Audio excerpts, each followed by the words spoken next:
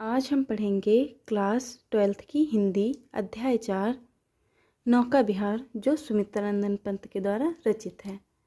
इसमें जो सुमित्रानंद पंत हैं वे चांदनी रात में किए गए नौका विहार का चित्रण करते हैं और कवि ने गंगा की कल्पना नायिका के रूप में की है। वे चांदनी रात में किए जाने वाले नौका विहार का मनोरम चित्रण करते हैं और गंगा के दौरान जो अपूर्व छटा उसका भी वर्णन करते हैं। तो चलिए देखते हैं। शांत स्कंद ज्योत्सना उज्ज्वल। शांत अर्थात नीरव या शांत, स्कंद अर्थात तरल या शीतल, ज्योत्सना अर्थात चांदनी, उज्ज्वल अर्थात सफ़ेद। तो क्या हो गया कि कवि कहते हैं चारों ओर शांत तरल एवं उज्ज्वल चांदनी छिटकी हुई है। आपलक, आपलक अर्थात एकटक, अनंत अर्थात आकाश जिसका कोई अंत ना हो, आकाश। नीरव अर्थात शांत, भूतल, भूतल अर्थात धरातल या पृथ्वी। तो आकाश टकटकी बांधे पृथ्वी को देख रहा है। पृथ्वी अत्यधिक शांत एवं शब्द रहित है। शांत स्कंद ज्योत्सना उज्ज्वल आपलक अनंत नीरव भूतल। तो कवि कहता है कि चारों ओर शांत तरल एवं उज्ज्वल चांदनी छिटकी हुई है। आकाश टकटकी बांधे पृथ्वी को देख रहा है। पृथ्वी अत्यधिक शांत एवं शब्द रहित है। सैकत सैया, सैकत सैया अर्थात बालू की सैया या बालू का बिस्तर पर दुग्ध, दुग्ध अर्थात दूध। धवल तनवंगी गंगा ग्रीष्म विरल, ग्रीष्म विरल अर्थात गर्मी के कारण शिथिल पड़ी हुई हो या शांत पड़ी हुई हो। तनवंगी अर्थात कृशकाय या पतली। धवल अर्थात सफ़ेद, सफ़ेद। दुग्ध धवल अर्थात दूध जैसी सफ़ेद। तो सैकत सैया पर दुग्ध धवल तनवंगी गंगा ग्रीष्म विरल। ऐसे मनोहर एवं शांत वातावरण में क्षीण धार वाली गंगा जो है वह बालू के बीच मंद मंद बहती हुई ऐसे प्रतीत हो रही है मानो कोई छरहरे दुबले पतले शरीर वाली युवती दूध जैसी सफ़ेद सैया पर व्याकुल पड़ी हो। लेटी है श्रांत क्लांत निश्चल, लेटी है श्रांत, श्रांत अर्थात थकी, क्लांत निश्चल, निश्चल अर्थात शांत या प्रभावहीन। तो शांत, थकी हुई, क्लांत शिथिल या पसीने से भरी हुई, निश्चल अर्थात प्रवाहहीन। तो क्या हो गया कि मानो गंगा जो प्रवाहहीन हो गई हो और शांत थकी हुई बालू की सैया पर लेटी हुई हो। तापस बाला गंगा निर्मल शशि मुख से दीपित मृदु करतल। तापस बाला, तापस बाला अर्थात तपस्विनी बालिका, जो मतलब तपस्या करती हो तो तपस्विनी बालिका। निर्मल अर्थात पवित्र या स्वच्छ। शशिमुख अर्थात चंद्रमा के समान मुख से दीपित, दीपित अर्थात प्रकाशित। मृदु, मृदु करतल अर्थात कोमल हथेली, करतल अर्थात हथेली, मृदु अर्थात कोमल या मतलब कोमल। तो तापस बाला गंगा निर्मल शशिमुख से दीपित मृदु करतल। गंगा के जल में चंद्रमा का बिंब झलक रहा है जो ऐसे प्रतीत हो रहा है जैसे गंगा रूपी कोई तपस्विनी अपने चंद्रमुख के आगे कोमल हाथों को रखकर लेटी। क्या लिखा है? लहरें उर पर कोमल कुंतल, गोरे अंगों पर सिहर सिहर लहराता तार तरल सुंदर। लहरें उर, उर अर्थात वक्ष स्थल पर कोमल, कुंतल, कुंतल अर्थात बाल, गोरे अंगों पर सिहर सिहर अर्थात धीरे धीरे लहराता तार तरल सुंदर। तो कवि कहते हैं कि छोटी छोटी लहरें उनके वक्ष स्थल पर ऐसे प्रतीत हो रही हैं मानो वे लहराते हुए कोमल केसों और धीरे धीरे उनको सुशोभित कर रहे हों। गोरे अंगों पर सिहर सिहर लहराता तार तरल सुंदर। तारों भरे आकाश की चंचल परछाई गंगा के जल पर जब पड़ती है तो वह ऐसे प्रतीत हो रही है मानो जो गंगा रूपी तपस्विनी बाला के गोरे गोरे अंगों के स्पर्श से बार बार कांपता और तारों जड़ा उसका नीला आंचल लहरा रहा हो। चंचल अंचल सा नीलांबर, चंचल अंचल सा नीलांबर मतलब नीला जो नीलांबर है, आकाश है, वह चंचल साड़ी की सिकुड़न की जिस पर शशि की रेशमी विभा से भर सिमटी है वर्तुल मृदुल लहर। साड़ी की सिकुड़न सी जिस पर सस्य अर्थात चंद्रमा की रेशमी विभा से भर। तो क्या हो गया कि जो गंगा है वह आकाश रूपी नीले आंचल पर चंद्रमा की कोमल चांदनी में प्रकाशित छोटी छोटी कोमल टेढ़ी बल खाती लहरें ऐसे प्रतीत हो रही हैं जैसे सिमटी है वर्तुल मृदुल लहर, अर्थात मानो लेटने के कारण उसकी रेशमी साड़ी में सलवटें पड़ गई हों या सिमटापन आ गया हो। सिमटी हैं तो साड़ी की सिकुड़न सी जिस पर सस्य की रेशमी विभा से भर। सिमटी हैं वर्तुल मृदुल लहर,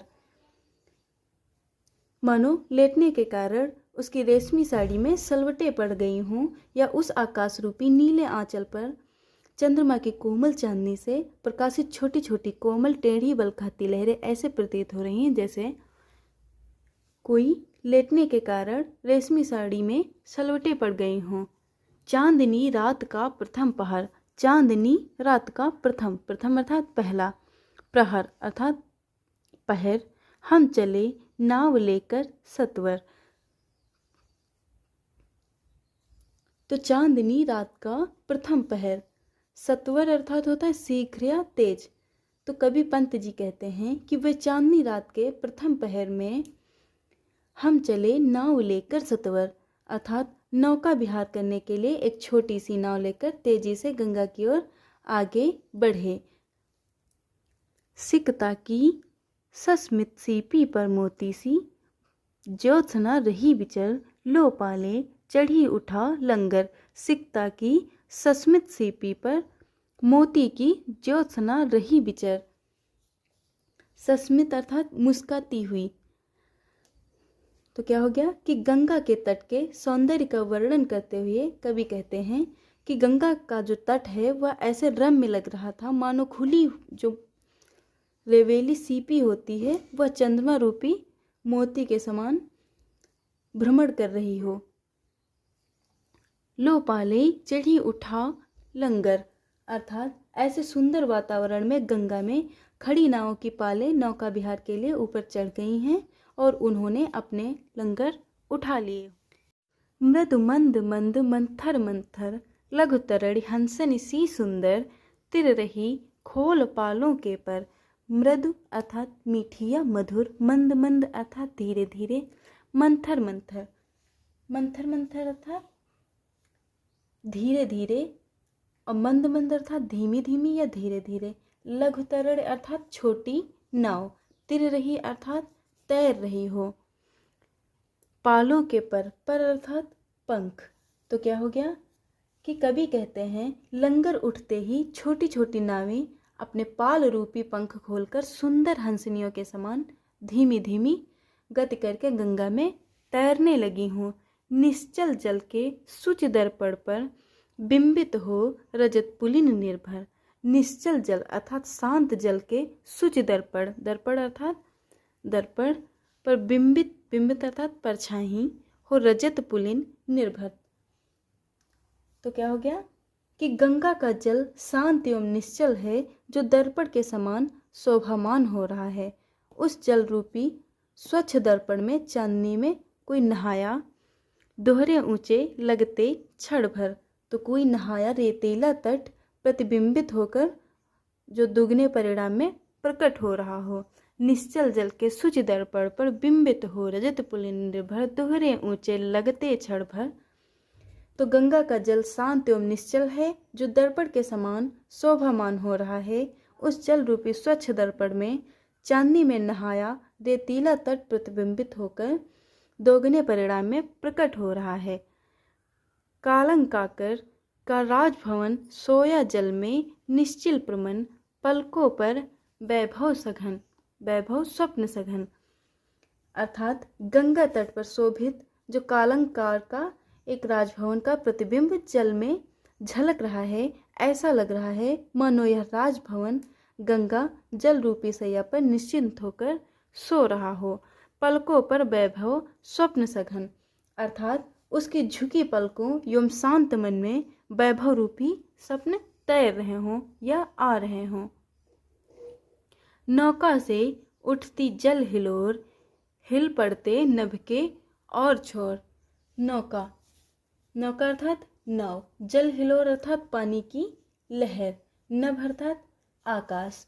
तो कवि कहते हैं कि नौका चलने के कारण जल में तैर रही है, या जो तरंगे उठती हैं, नौका चलने के कारण जल में तरंगे उठ रही हैं, हिल पड़ते नभ के और छोर, जिससे जल में प्रतिबिंबित आकाश इस छोर से उस छोर तक हिलता हुआ प्रतीत हो रहा है।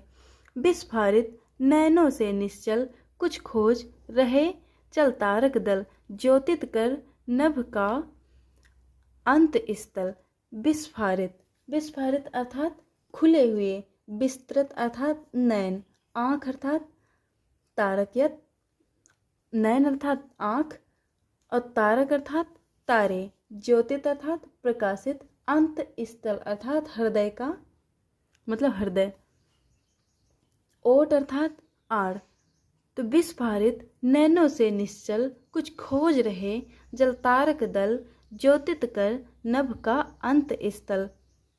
अर्थात क्या हो गया कि गंगा में मतलब गंगा को देखकर जो जल में पड़ती तारों की परछाई को देखकर ऐसा आभास हो रहा है मानो तारों का जो दल जल के अंदर भाग में प्रकाश फैलाकर अपनी आंखें फाड़ फाड़ कर देख रहा हो। फिरती लहरें लुक छिप पल पल, अर्थात उसको टकटकी लगाए देख रहा हो। सामने शुक्र की छवि झलमल, पैरती परी सी जल में कल, रूप भरे कचों में हो ओझल। सामने क्या लिखा है? सामने शुक्र की छवि झलमल। झलमल अर्थात होता है चमकीला, पैरती अर्थात तैरती, कल अर्थात सुंदर। तो क्या हो गया? श्वेत चमकती हुई जो तल तरंगों में उस परछाई के ओझल होने का दृश्य इतना मनोरम है, इतना सुंदर है कि कभी चांदी से चमकते हुए सुंदर जो हैं उनका मनोरम चित्रण करते हैं। और रूप भरे कचों में हो ओझल, अर्थात जल में जो प्रतिबिंबित दशमी का चांद का तिरछा मुख कभी लहरों की चंचलता से छिप जाता है तो कभी साकार हो उठता है। लहरों के घूंघट से झुक झुक दशमी का ससनिज तिर्यक मुख दिखलाता मुग्ध सा रुक रुक, अर्थात दशमी का चंद्रमा कभी छुप जाता है तो कभी दशमी चंद्रमा अपना मुख रुक रुक कर दिखलाता है। या यूँ कहें कि जल में प्रतिबिंबित दशमी का चांद तिरछा मुख कभी लहरों की चंचलता में छिप जाता है तो कभी साकार होकर अपना मुख दिखलाता है। ऐसे प्रतीत हो रहा है मानो जो रूप यौवन से मुग्ध होकर नायिका अपने मुख को कभी घूंघट में छिपा लेती है तो कभी उससे बाहर आती है।